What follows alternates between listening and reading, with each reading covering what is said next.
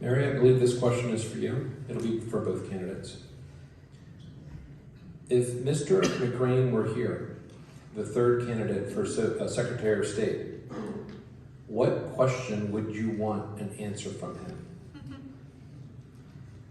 What question would you ask him?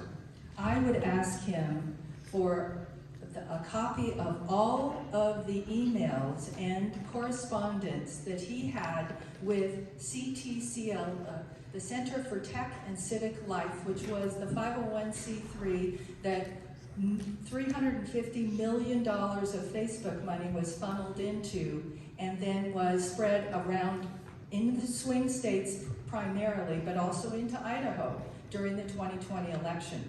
It flipped a number of the counties in the swing states, and it certainly probably made a big difference in our counties as well that took the money, those that got the larger amounts of money.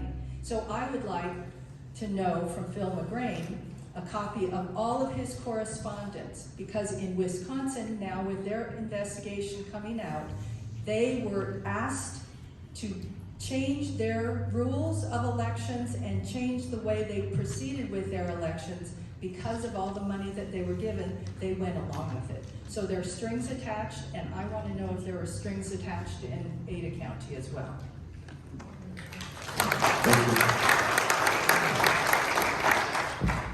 Well, I would think that by now a public records request would have taken care of that with Phil McGrane, because you can already ask him for those records. But what I would ask Phil McGrane, and I did, I said, I'm looking forward to seeing you up in Kootenai County. And he said, no, that's between you and Mary. That tells me right now he has no intention, he doesn't care about your vote. He doesn't care about your vote because 800,000 people down there in Boise are going to bring him over the finish line, he thinks. So I think that was pretty disheartening to not want to come up and see you all. So he had the opportunity. What I would ask Phil is, why did you mask up the poll watchers and the election workers 3 days before the November 2nd election?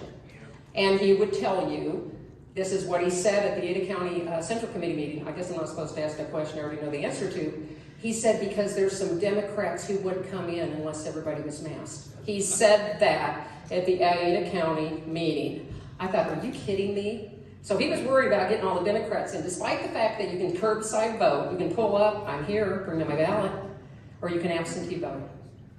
But no, he had to mask them up. So as a result of that, I got a phone call from another official in the Ada County courthouse, and he called me on November 3rd, right after the election. He was upset that Phil McGrane masked up those workers. He said 60% of the poll watchers did not show up. The poll watchers are the people we need to be in there to represent us and be our eyes and our ears. And now he just denied that of multiple candidates who were running for office.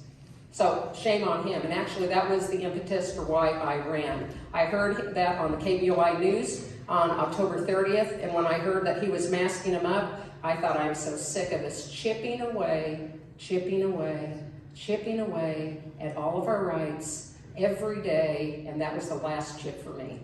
And so that's why I decided to run. So Phil McGrane, he should have been up here to defend his positions, but again, he's not worried about North Idaho. He's not worried about Central Idaho. He's not worried about Southern Idaho. He's worried about Ada County. So that's what this race is really going to boil down to. Anyway, so yes, so as far as that's what I would ask Phil McGrane, why he masked so you could hear his response, which tells me a lot. Is he truly a Republican?